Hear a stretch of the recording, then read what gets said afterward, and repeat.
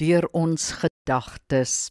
Hebreërs 4 vers 12 sê, want die woord van God is lewend en kragtig en skerper as enige tweesnydende swaard.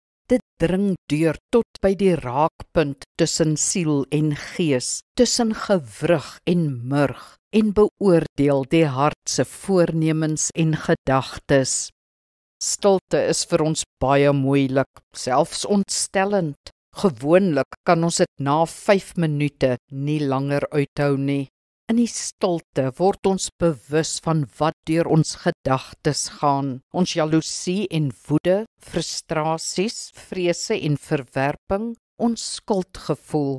Ons instink is om daarvan weg te vlug, om dit te maskeer en te onderdruk, deur terug te keer na die aktiwiteit, geraas en vermaak en die vals lewe wat ons lei. Wees egter geduldig, leer om die stilte te gebruik, leer daaruit.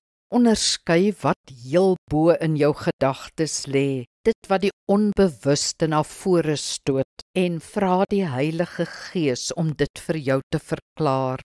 Hanteer dit dan konstruktief, vergewe, bely, handel af, beplan, oorwin. Laat die stilte jou hierdie gawe gee, anders sal ons vals lewe bloot voortduur. Kom ons bid saam.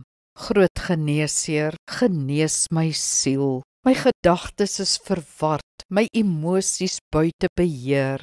Ek weet nie waarheen ek op pad is nie, ek word heen en weer gejaag. Help my om te stop, van die trapmuur af te klim en u stilte te betree, sodat ek saam met u myself kan ondersoek en saam met u genesing kan vind. Amen. Die Here seën jou.